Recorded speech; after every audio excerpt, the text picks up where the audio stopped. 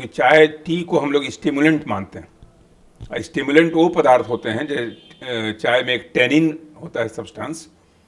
Stimulant वो होते हैं जो अंदर हाइड्रोक्लोरिक एसिड के फॉर्मेशन को, यानी पेट में जो हाइड्रोक्लोरिक एसिड बनता है HCl, उसको एक्टिवेट करते हैं।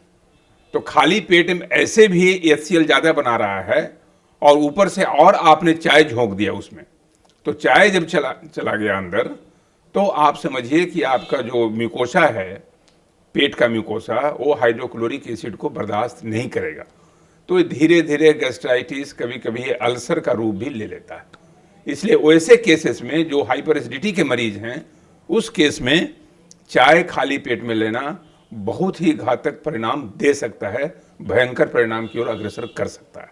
इसलिए कभी भी भूल के भी ये आराम तलबी की ज़िंदगी जो होती है कि खाली नींद खुली और चाय हाजिर, तो ये जो विलासिता वाली जो कॉन्सेप्ट है पहले से कि जैसे ही बिस्तर से नींद खुली आपको चाय हाजिर हो गई, या तो आपकी पत्नी लेके आई, चाहे आपके असिस्टेंट लेके आए, तो इसको हटाना पड़ेगा। जी डॉक्टर साहब, एक और चीज़ मैं यहाँ ये समझना चाहूँगी कि अक्सर ये भी कहा जाता है कि अगर आप कुछ वक्त से खाली पेट हैं तो फिर डायरेक्टली कुछ बहुत ज़्यादा तेल मसाले वाला खाना नहीं खाना चाहिए, नहीं तो पेट में बहुत ज़्यादा जलन हो सकती है, तब भी एसिडिटी की प्रॉब्लम हो सकती है। सबसे पहला है सौम्या जी कि खाली पेट रहना, ज़्यादा समय तक खाली पेट रहना अपने आप में अनहाइजीनिक प्रक्रिया है।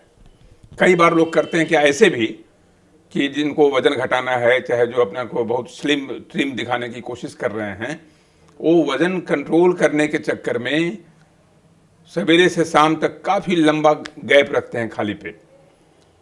तो खाली पेट रहना वो हाइपर, मैं पहले भी कह चुका हूँ कि हाइड्रोक्लोरिक एसिड का फॉर्मेशन ज़्यादा होता है जब आप खाली पेट में रहते हैं।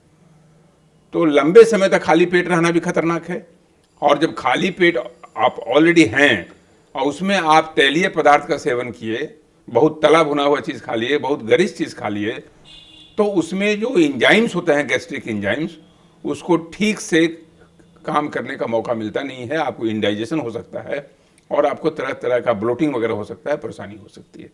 इसलिए इस बात का ध्यान रखें, ऐसे भी ज़्यादा तली भुनी हुई चीज़ या गरिष्ठ चीज़ों का सेवन कम से कम करें तो फायदेमंद है। डॉक्टर साहब, तो मैं ये जानना चाहूँगी कि ऐसे लोग जिन्हें अक्सर एसिडिटी रहती है, मॉर्निंग एसिडिटी के बारे में भी हम लोग सब जानते ही हैं कि सुबह सुबह जिनके पेट में गैस की समस्या ज़्यादा हो जाती है, तो सुबह उठने के बाद उनका खाने का जो रूटीन होता है वो क्या होना चाहिए ताकि उनकी समस्या और ज़्यादा दिक्कत ना दे उन्हें?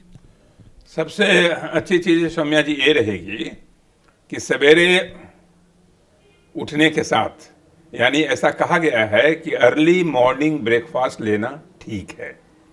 और हमेशा जो पुराना एडेज है, एक कहावत है कि breakfast like a king, breakfast like a king and dinner like a pauper. यानी ब्रेकफास्ट आप किंग की तरह लीजिए, किंग जैसे राजा लोग लेविशली लेते हैं, कई तरह का पकवान, कई तरह का व्यंजन, ये आप ब्रेकफास्ट में ले सकती हैं। लेकिन ब्रेकफास्ट में हल्की चीज़ नहीं लेना है।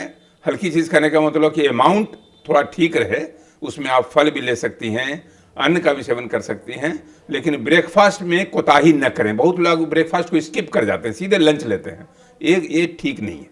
ब्रेकफास्ट जरूर लें और सबसे अच्छा समय 7:30 बजे से लेकर 8 बजे तक का सवेरे का ब्रेकफास्ट का समय है। कई लोग जो इंटरमीडिएट फास्टिंग का जो कॉन्सेप्ट है, परिकल्पना है कि 18 घंटे का फास्ट है, 12 घंटे का फास्ट, वो भी एक प्रक्रिया है जिसके वजह से लोग कहते हैं कि वजन घटता है। तो एक प्रक्रिया करूँ तो उसमें कई बार होता है कि रात में अगर आपने 9 बजे डिनर ले लिया तो सवेरे 9-10 बजे तक आप ब्रेकफास्ट लेती हैं। लेकिन हमेशा इस बात का ध्यान रखना होगा कि ब्रेकफास्ट थोड़ा सा हेवी रहे और रात का डिनर जो है एकदम बिल्कुल पुअर रहे, यानी जैसे गरीब लेता है, और लंच मॉडरेट, न बहुत ज़्यादा हेवी न बहुत ज़्यादा पुअर। तो ये जो कॉम्बिनेशन रहेगा ये आपके भोजन के लिए सर्वोत्तम रहेगा।